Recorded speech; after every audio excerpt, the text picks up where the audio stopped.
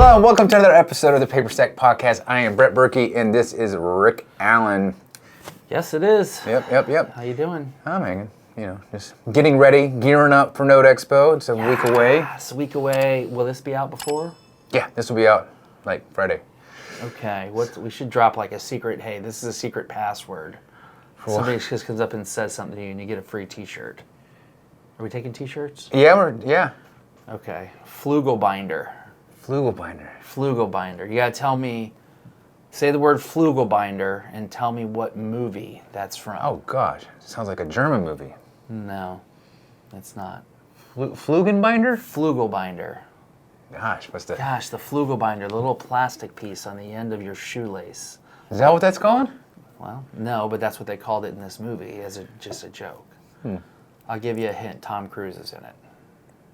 That's it. Wow. So, Okay. so you can do that. So who can come up and do that if you're going to be at Node Expo? That's pretty cool. Yeah. Anyways, what do you got today, man? What's going on? So we always talk about, you know, how to find a note, what to do, how to buy it, all the fun stuff like that. Hey, this is how you do it. These are the strategies for due diligence, da-da-da-da. How do you get your first note? We never really talk about what happens after you buy the note. Like in terms of, hey, you bought the note, and you're like... Oh, you want to know how to run the investment. No. Or what to anticipate.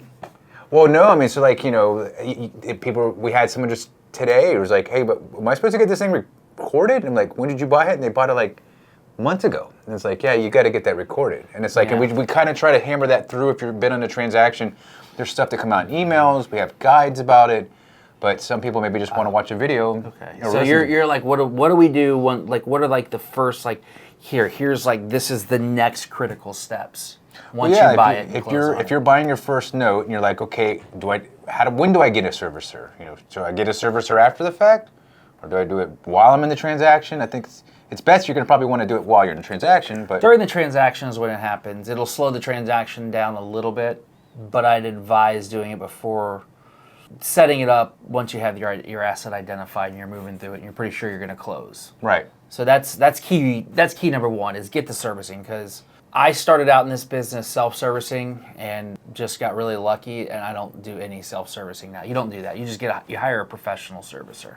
Yeah. So that's step one, is make sure you have a professional servicer lined up. Then comes the servicing transfer once it's closed.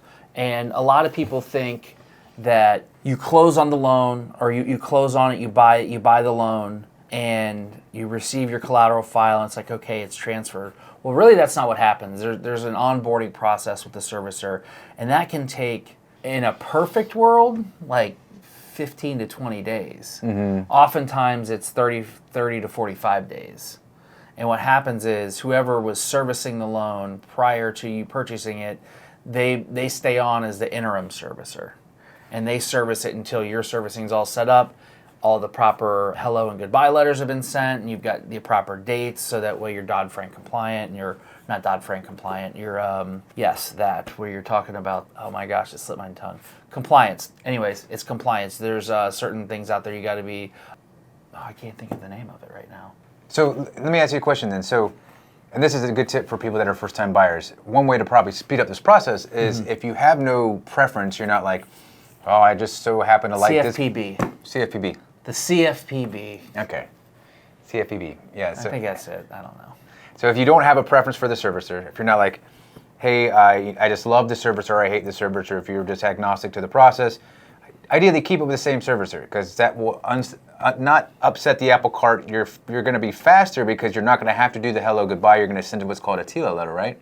Correct. And it's going to be a lot faster. There's no... The borrower and the house is not going, well, who do I pay now? All that stuff that could happen. Yeah, if it's performing, you keep it the same. But yeah, if it's performing. If it's performing loan, I keep the servicer the same. Sometimes if it's non-performing, I'll keep the servicer the same, just because if there's a foreclosure going on, they're already familiar with what's going on with the foreclosure.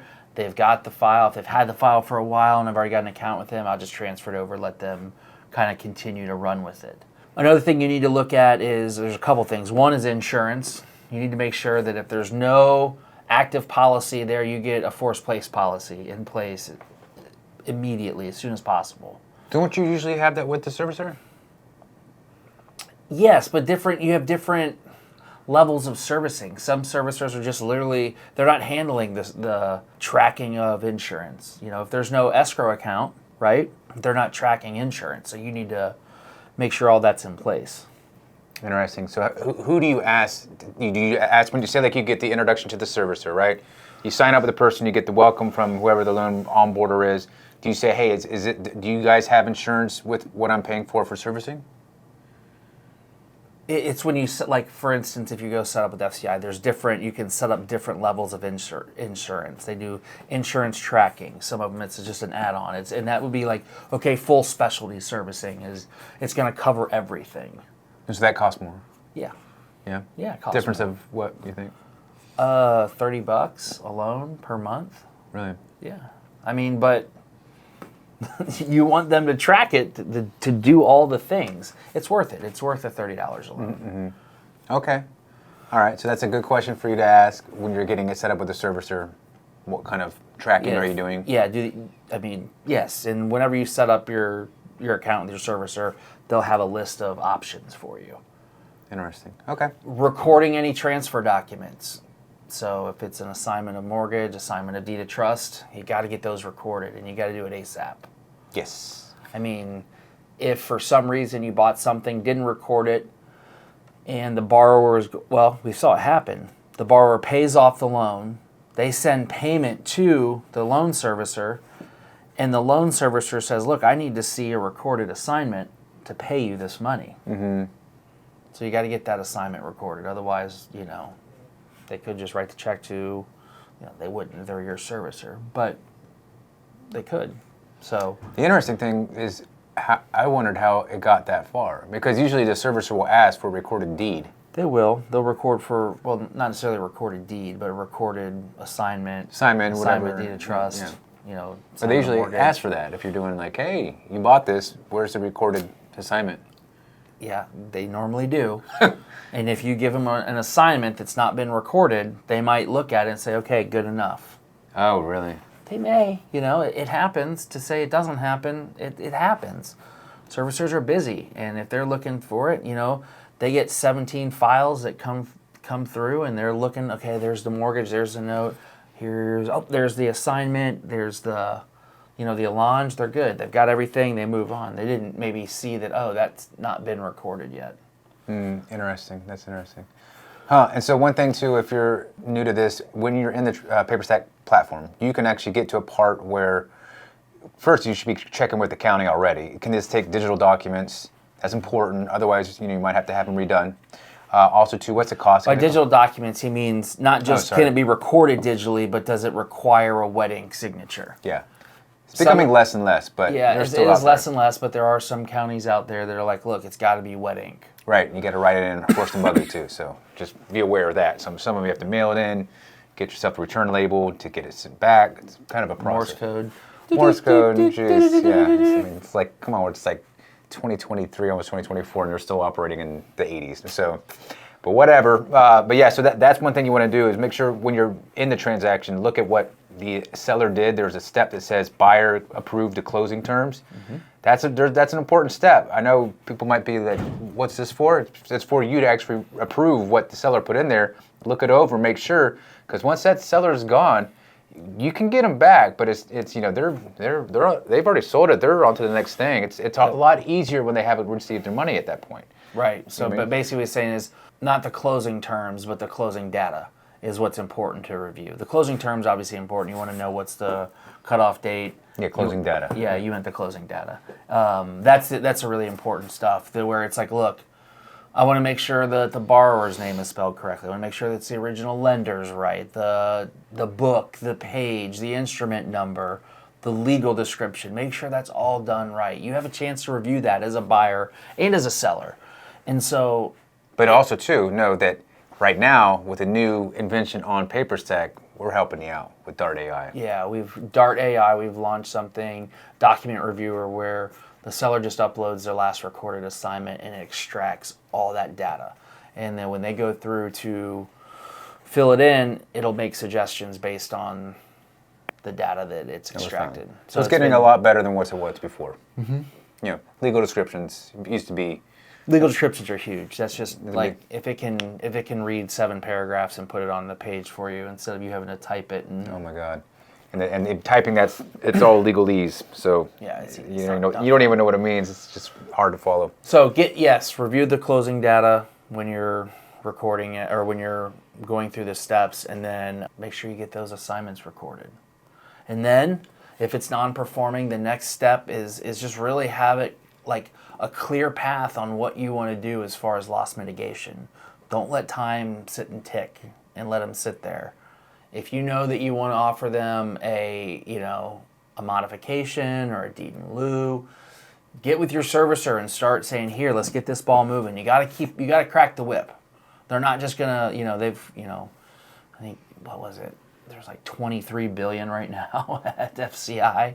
Like, they got $23 billion under management. Like, your $120,000 loan could fall through the cracks. Squeaky wheel gets the oil. So stay on top of them. Mm-hmm. Say, look, here's what I'm looking to do. This is the metrics I'm looking to do it. Or if you're working with a servicer where they allow you to do your own borrower outreach, make sure you have a good plan moving forward and that you're in compliance. But get the ball rolling. Stay on top of it, start moving, and have a plan and stick to the plan. But be prepared to call an audible as needed. If you're looking for a deed in lieu and they want to keep the property, you're kind of looking at down the barrel of, well, they want to keep it, I want the property. So I'm either going to A, try to foreclose and they're going to fight me the whole way, or B, maybe I can do a modification for them, get a big chunk of money up front, recover some of my costs, turn this thing performing, turn around and resell it. So you just got to be ready to be flexible and call audibles as needed. So some other things too when you're getting a document recorded. It's not a huge thing, but some people just remember when you're recording that document, there's always a place where you put the return address. Some people don't like to have their personal home address recorded in the county. That's personal preference. But if you're going to be doing this business, maybe just get an iPostal account. Literally, you can get a business account where it's not your home address is recorded with the county, and so if that borrower ever looks up and says, who owns my mortgage, they can say, this guy owns my mortgage, this is where he lives, or this gal, whatever. But it's not a huge thing. A lot of people aren't looking it up, but it's kind of personal preference. A lot of people don't like it. It's up to you, right? What do you suggest? Same thing? Sure. I wouldn't have said that, but I would have said have a business address. So you're likely buying this in an LLC or self-directed retirement accounts. The return address is probably going to be your custodian. So that's true. Don't put your house address, is what he's basically saying. Yes, in all those many words. Yeah, just less is more. Less is more. So I think that kind of covers it. That's like the next important steps of things to do. Do you remember what they are? Yeah, make sure. Set up your servicer. Set up your servicer. Understand that the servicing transfer is not going to be instant. It's going to take a little bit. There might be an onboarding fee. Yep. Oh, there'll definitely be an onboarding fee. Insurance. Check out if they already have it with the servicer. Make sure you got insurance. Recordings. Who's doing the escrow? All right. What do you mean? Who's doing the escrow? Like are they collecting escrow? That's important. Well, but that happens at the servicing onboarding. Oh yeah, I guess that's true. You'll know if there's escrow or not. Mm-hmm. Set up your recording. Make sure you get your documents recorded, and then figure out whatever your loss mitigation path is if it's a non-performing loan, and get moving on it. Those are the 5 sort of key things to do immediately after you buy it. Obviously, if it's performing, just get ready to start collecting your money. Right. The good thing about this is that if you've never set up with a servicer or any of that, we know all of them. We can get you introductions to any of them. If you've never recorded a document, we have the process for doing that. It's just a simple URL. You just reach out to support. Hey, I want to get this document recorded. We'll send you a link. You put in your document, pay the fee, and go about your way. One thing to touch on recording also before we shut this down is, look, there's going to be 2 invoices. There's an invoice for the fee of us just doing the work for you, and then there's going to be an invoice for the county fees.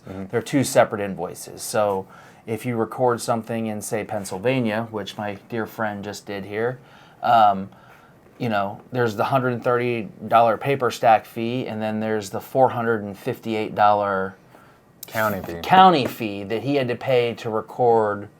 Was it It was a land contract or a contract for deed. So it's a contract for deed. So he's recording a deed, a little bit different. But if you're recording assignments in, New York, it's not uncommon for there to be a $300 fee. So just understand that we'll charge you $130 up front for us in our time, but then you're going to get another invoice to pay the remaining amount. Yeah, that was a nice surprise. I didn't expect it to be that much. I'm like, damn, that hurt. That hurt. What's that? It's my yield falling away. Yeah, it was going down pretty fast. So, but anyways, so that's the lesson. You live and learn. You live and learn. You'll still make money on it. So. No, that's right. Anyways, that's it for the Paperstac podcast. That was a quick one, but the next 5 things to do once you've decided on an asset, you're buying it. Where do you go from here? We'll probably come up with another one in the near future regarding, maybe some loss mit strategies, or diving into just a single loss mitigation strategy of maybe it's deed in lieu, or maybe it's loan modification, and different tactics you can do while doing a loan modification. I would like that personally, because I just learned that deed and lieu are different for each state. They are. There is. Well, there's security deeds, there's mortgages, so you got each state specific. So.